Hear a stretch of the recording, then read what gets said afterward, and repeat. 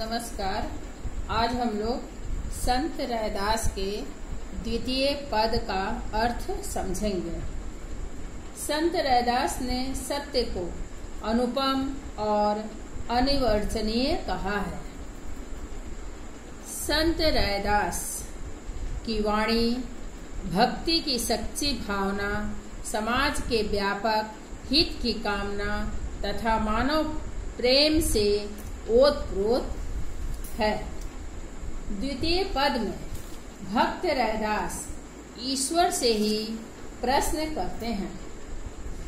नरहरि चंचल मति मोरी, कैसे भगति करऊं मैं तोरी। अर्थात हे नरहरि अर्थात नरसिंह अवतार, मेरा मन तो अति चंचल है, मैं आपकी भक्ति कैसे करूं। आपकी भक्ति तो एकाग्र चित्त से ही हो सकती है।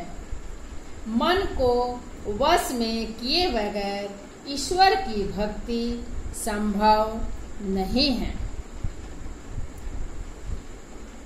तू मोहि देखै हूँ तो ही देखूं, प्रीति परस्पर होई। तू मोहि देखै हूँ तो ही न देखूं, इह मति सब बुद्धि खोई। यहाँ रैदास जी कह रहे हैं कि यह मान्यता है कि एक दूसरे को देखने से ही आकर्षण बढ़ता है, फिर नेह बढ़ता है और उसके बाद दोनों के बीच में प्रेम भाव पनप उठता है। इस पद में ईश्वर से रैदास जी ने मानव की भक्ति के बीच आने वाली बाधाओं के बारे में वर्णन किया है। वो अपने बारे में कहते हैं कि आपकी दृष्टि सर्वव्यापक है।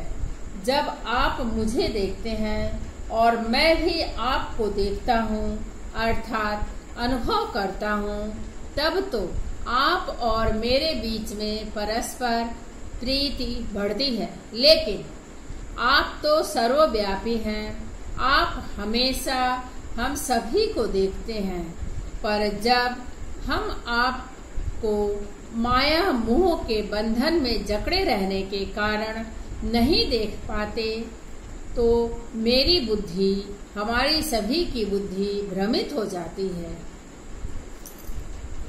सब घट अंतरी रमसी निरंतरी, मैं देखत हूँ नहीं जाना।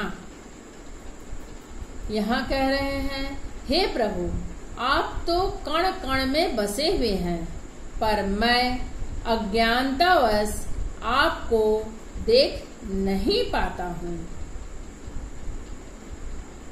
गुण सब तोर मोर सब अवगुण, कृत उपकार न माना।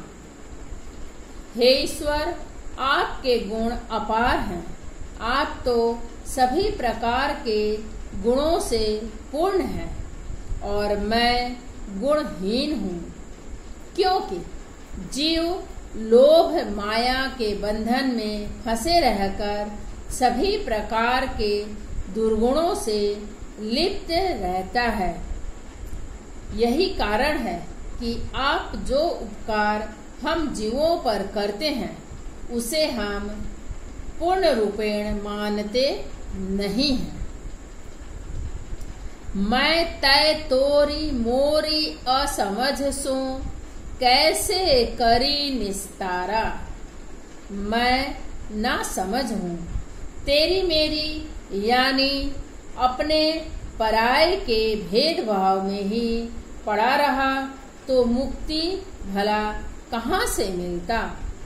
कहे रैदास कृष्ण करुणामय, जय जय जगत आधारा। हे प्रभु, कृष्ण तो करुणामय हैं और वो ही पूरे जगत के आधार हैं। कृष्ण की मैं जय जयकार करता हूँ। द्वितीय पद में इस तरह से भक्त रैदास ने चंचल मन का वर्णन किया है तथा यह भी बताया है कि भक्ति के लिए एकाग्रता और तन्मयता आवश्यक है। माया के जंजाल में फंसा मन एकाग्र यदि न हो पाए तो ईश्वर भक्ति में ही, ईश्वर भजन में ही अपने मन को रमाना चाहिए। ईश्वर की कृपा के बिना भी एकाग्रता संभव नहीं है। धन्यवाद। अगले दिन हम लोग रैदास के तृतीय पद का अर्थ समझेंगे।